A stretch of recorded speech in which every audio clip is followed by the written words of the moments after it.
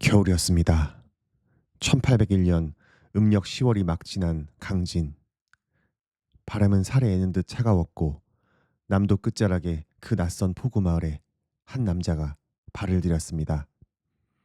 죄인의 옷을 입고 포졸들의 눈초리를 등 뒤에 받으며 그는 불과 얼마 전까지만 해도 조선에서 가장 빛나는 이름 중 하나였습니다. 홍문관 수찬, 사관원 정원, 병조 참의, 정조 임금의 두터운 신임 아래 한강의 배다리를 설계하고 수원화성 축조의 거중기를 고안한 인물. 그러나 지금 그에게 남은 것은 강진 동문 밖 낡은 주막집 안주인이 내어준 방 한 칸뿐이었습니다. 방은 좁았습니다. 천장이 낮아 제대로 서 있기도 어려웠습니다. 창호지는 바람에 들썩였고 냉기는 방바닥 아래에서 스멀스멀 올라왔습니다. 그 방에 홀로 앉은 남자는 오랫동안 빈 벽을 바라보았습니다. 그러다 천천히 붓을 들었습니다. 그리고 벽에 네 글자를 썼습니다. 사의제. 생각은 마땅히 단박해야 하고 외모는 마땅히 장중해야 하며 말은 마땅히 적어야 하고 행동은 마땅히 무거워야 한다. 죄인이 된 몸으로도, 아니 죄인이 되었기에 더욱 이 네 가지만은 잃지 않겠다는 다짐이었습니다. 오늘은 위대한 학자 정약용이 아닌 죄인이 된 아버지 정약용의 이야기를 하려고 합니다. 강진의 그 좁은 방에서 고향의 두 아들에게 피눈물로 써내려간 편지들, 그리고 그 편지 속에 새겨진 한 아버지의 처절한 사랑과 믿음에 대해서 이야기하려고 합니다. 정약용은 1762년 경기도 마제에서 태어났습니다. 어린 시절부터 그의 총명함은 비범했습니다. 9살 무렵에 이미 시를 지었고 10살을 전후하여 사서삼경을 두루 익혔다고 전해집니다. 22살에 성균관에 입학한 그는 이후 정조의 눈에 띄게 됩니다. 정조는 이 젊은 학자를 깊이 아꼈고 정약용 또한 임금의 총애에 보답하듯 학문과 실무 양면에서 빛나는 성과를 이어갔습니다. 한강을 건너는 배 다리를 설계하고 도르래의 원리를 응용한 거중기를 고안하여 수원화성 축성에 기여하였습니다. 목민관이 백성을 어떻게 다스려야 하는가, 나라의 제도는 어떻게 개혁되어야 하는가를 끊임없이 연구하고 실천하려 했습니다. 그것은 단순한 벼슬살이가 아니었습니다. 조선을 새롭게 설계하겠다는 젊은 학자의 뜨거운 꿈이었습니다. 그러나 그 꿈은 너무 일찍 끝나버렸습니다. 1800년 6월 정조가 갑자기 승하했습니다. 향년 49이었습니다. 시대의 빛이 꺼지는 순간이었습니다. 그리고 그 빛이 꺼지자마자 어둠이 밀려들었습니다. 이듬해인 1801년 조정을 장악한 노론 벽파는 천주교 신자들을 대거 체포하고 처형하는 신유박해를 일으킵니다. 정약용의 셋째 형 정약종은 이 박해에서 처형되었습니다. 둘째 형 정약전은 흑산도로 유배되었습니다. 그리고 정약용 자신은 경상도 장기를 거쳐 전라도 강진으로 귀향을 가게 됩니다. 가문은 하루아침에 무너졌습니다. 조선의 법도 아래 한 집안이 중대한 죄를 지으면 그 자손들은 대대로 벼슬길이 막혔습니다. 이를 패족이라 합니다. 조상의 죄가 피 한 방울 섞이지 않은 자식들의 운명까지 봉인해버리는 가혹한 연좌의 사슬이었습니다. 고향 마제에 남겨진 두 아들 하경과 하규는 하루아침에 패족의 자식이 되었습니다. 아버지는 유배지에 있고 앞길은 막혔으며 마을에선 따가운 시선이 쏟아졌습니다.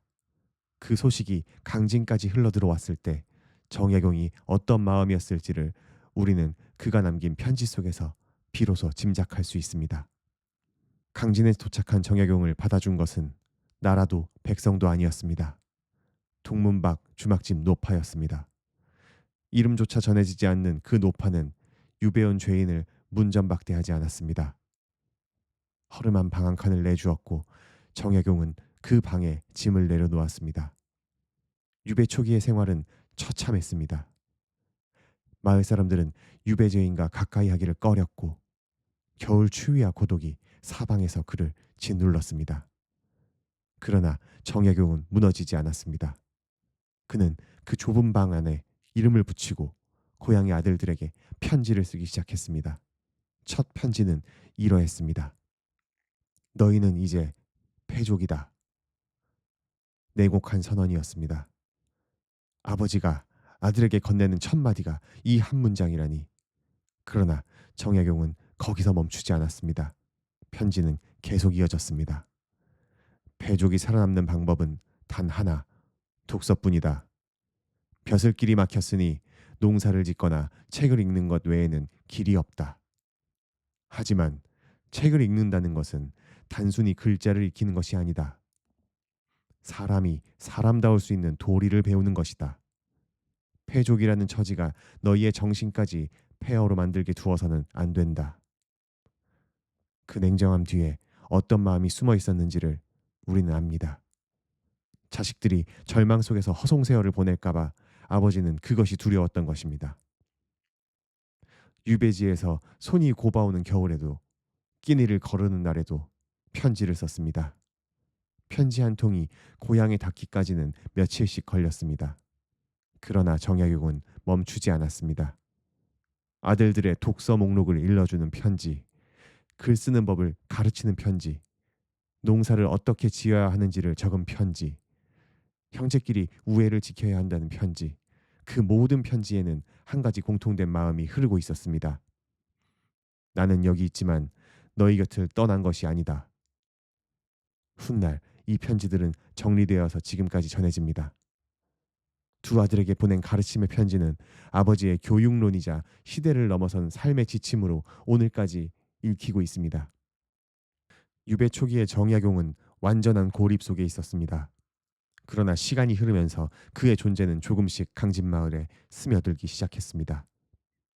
처음에는 멀리하던 마을 사람들이 그의 학식과 인품을 알아보기 시작했고 찾아오는 젊은 제자들이 하나둘 생겨났습니다. 유배 8년이 지난 1808년 정약용은 강진 읍내에서 조금 떨어진 귤동 마을 뒷산 기슭으로 거처를 옮겼습니다. 윤씨 가문이 내어준 산중 초가였습니다. 그 뒷산의 이름이 다산, 차나무가 무성한 산이란 뜻이었습니다. 그는 자신의 호를 이 산의 이름에서 따 다산이라 짓고 거처를 다산초당이라 불렀습니다. 다산초당에서의 생활은 달랐습니다.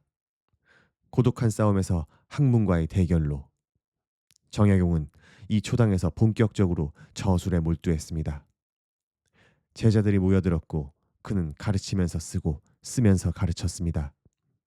목민심서, 흠흠신서, 경세유표, 조선의 정치, 법, 행정, 경제를 뿌리부터 새로 논한 방대한 저작들이 이 작은 초당에서 세상으로 나왔습니다.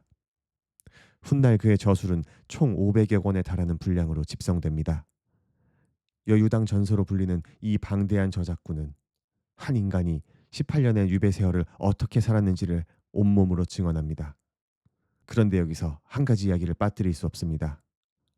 과골삼천.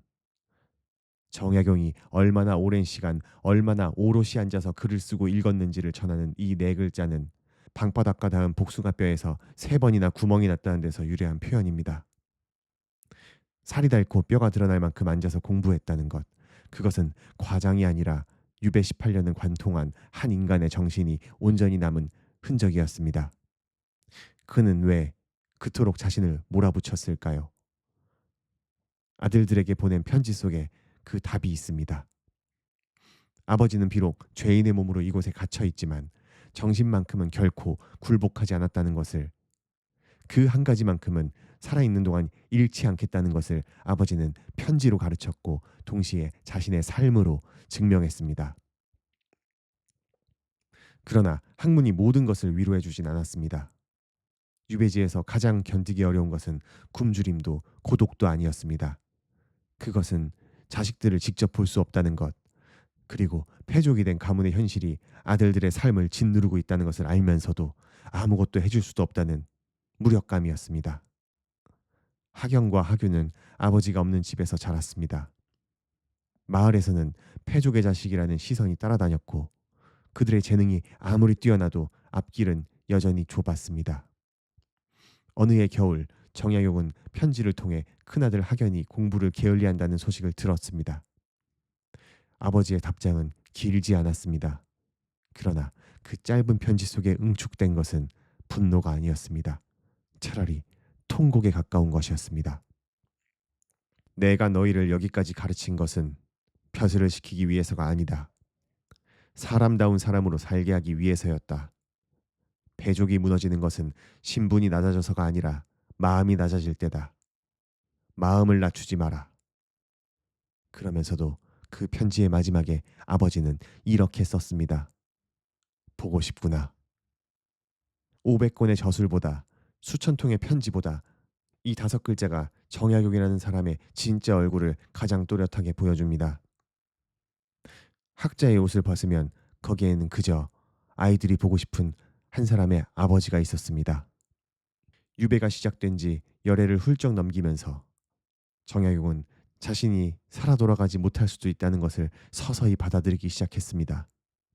어쩌면 이 좁은 땅에서 생을 마감하게 될지도 모른다는 생각이 들었을 때 그가 한 일은 더욱 오롯이 붓을 드는 것이었습니다.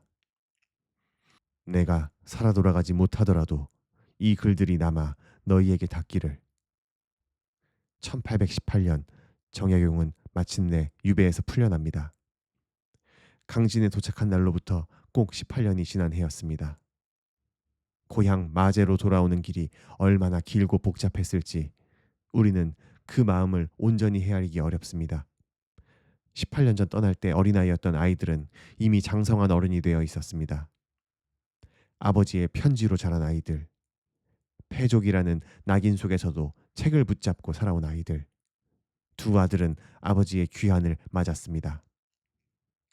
학연은 아버지의 뒤를 이어 실학을 연구했고 학유는 아버지의 저술을 정리하는 데 평생을 바쳤습니다. 그들은 아버지의 편지 속 가르침을 몸에 새기고 살았습니다. 패족이라는 이름이 그들의 마음을 무너뜨리지 않았습니다. 정약용은 이후 고향 마제에서 여주당에 머물며 저술을 마무리하고 자신의 학문을 집대성했습니다. 그가 세상을 떠난 것은 1836년 75의 나이였습니다. 유배에서 풀려난 뒤 18년을 더 살았습니다. 세상의 손에 의해 무너졌던 그 세월만큼을 조용히 다시 쌓아 올린 것이었습니다. 그의 저술은 훗날 학자들에 의해 집성되어 여유당 전서로 편찬됩니다. 500여 권에 달하는 이 저작은 조선 실학의 정수로 오늘날까지 읽히고 연구됩니다. 그리고 다산초당은 지금도 강진 귤동마을 뒷산에 남아 있습니다. 매년 봄이면 차나무에 새싹이 돋습니다. 그 향이 얼마나 은은한지 다산은 유배 시절 그 차향을 맡으며 붓을 들었을 것입니다. 절망이 가득했던 그 산중 초가에서 조선의 가장 위대한 학문이 피어났습니다. 정약용이 강진 유배지에서 쓴 편지들은 단순한 훈계가 아니었습니다. 그것은 한 아버지가 자식과 함께할 수 없는 시간을 버티기 위해 그 빈자리를 글로 채우려 했던 간절한 몸부림이었습니다. 패족이라 부르지 마라. 대신 책을 읽어라. 이 말은 냉혹한 훈계처럼 들립니다. 그러나 그 문장 뒤에 가만히 귀를 기울이면 들려오는 것이 있습니다. 아버지가 살아있는 동안은 너희도 일어설 수 있다. 정약용은 자신의 유배를 원망하지 않았습니다. 아니, 원망했을 것입니다. 그러나 그 원망을 저술로 바꾸었습니다. 고독을 학문으로 바꾸었습니다. 무력감을 편지로 바꾸었습니다. 그 변환의 과정이 18년이었고 그 18년이 조선 지성사에서 가장 깊고 넓은 강 하나를 만들어냈습니다. 우리의 삶에도 예기치 못한 유배지가 찾아옵니다. 믿었던 사람에게 배신당하거나 평생을 바친 자리에서 밀려나거나 자신의 앞날이 캄캄하게만 느껴지는 시간이 있습니다. 그 시간 앞에서 우리는 묻게 됩니다. 이 고통이 무슨 의미가 있는가? 이 절망 속에서 내가 무엇을 할 수 있는가? 정약용은 그 질문에 삶으로 답했습니다. 환경이 사람을 결정하는 것이 아니라 그 환경을 마주하는 태도가 사람을 결정한다고. 가장 좁은 방에서 가장 넓은 학문이 피어날 수 있다고. 사의제의 4가지 다짐을 기억하십시오. 생각은 단박하게, 외모는 장중하게, 말은 적게, 행동은 무겁게. 이 네 가지는 죄인의 벽에 새겨진 글자가 아닙니다.